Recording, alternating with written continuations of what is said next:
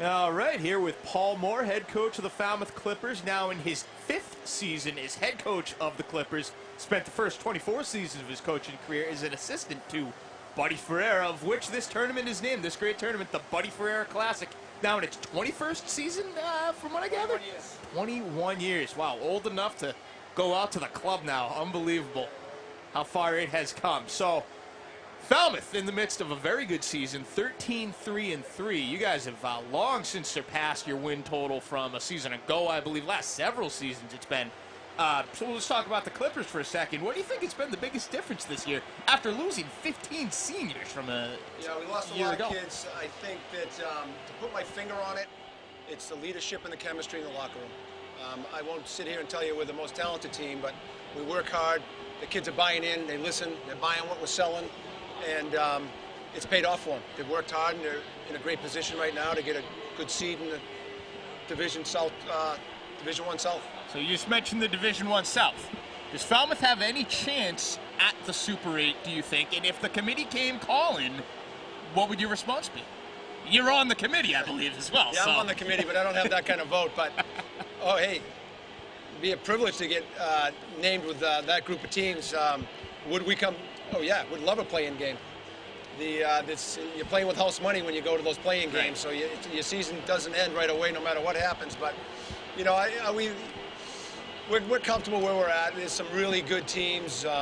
There's some good teams in the South this year, as in the North. But the South is going to be very interesting because of some of the teams that are fighting right now to even make it. And it's a lot of good teams. It's Catholic Memorial still hasn't clinched its postseason berth.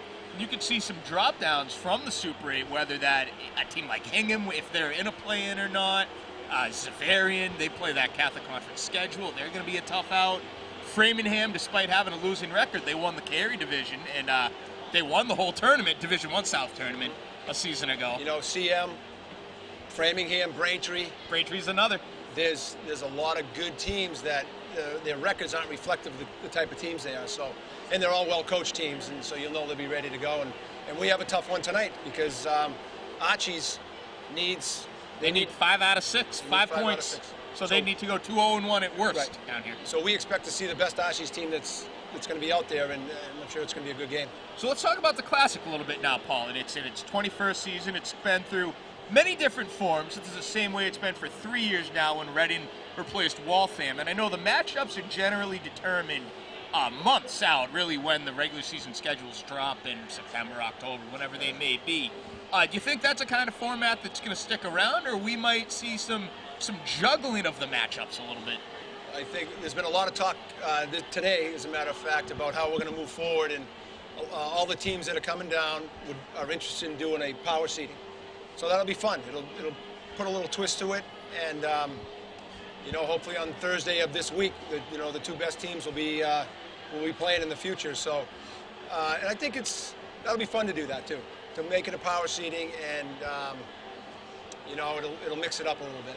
So my next question is, if you can power seed for this, why can't we power seed for the whole tournament? The Division I South, Division II North, the whatever. Yeah, that's a question for a higher, above my pay grade, but I know the Coaches Association would love to see a power seeding in Division I, II, all the divisions. I believe the women do it, and the high seeds get home games, but yeah, I mean, we'd love to see that. But we would too. Yeah. The media, we would love it. It would make it interesting, and I would like to see that. Hopefully, one day the MIA could see that and maybe make that change. Making progress, it seems like, on some rule changes that the Coaches Association has wanted. We have the full penalty time now, the 2-minute minors, 5-minute majors, 10-minute misconducts. What do you think the next step is? Do you think it is going to be power seeding? Do you think we might see 17-minute periods coming up?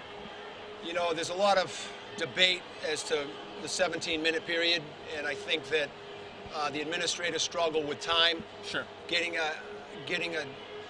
in that window, getting 17-minute penalties. You're adding 6 minutes to the game, and I think they worry about that. I think they worry about costs, which is legitimate. But I would say that if there was a good protocol, game management as far as when the teams get on the ice, how long the warm-up is, no introductions of starting lineups, at the beginning of the second, third period, you're going to go right to your bench, no skating around. I think you could I think you could find the 6 minutes right there and get all these games in a 2-hour window.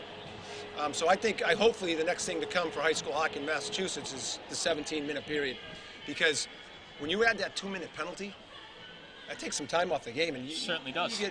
And it's great because you have to have more than one PK. That's good. You have to have more than one power play. It's a 2-minute power play. Better developing players and different skills. Exactly, you're developing more players, exactly. So that's the benefit to it. And I think the 17-minute periods that the Federation allows you to play is a great idea. Over the course of a full season, that would be the equivalent of 2 2/3 extra games on a regular 20-game schedule. I know a lot of schools already play. I know Falmouth plays 22 as it is. So I just think it would be a great step to continue to improve this great game.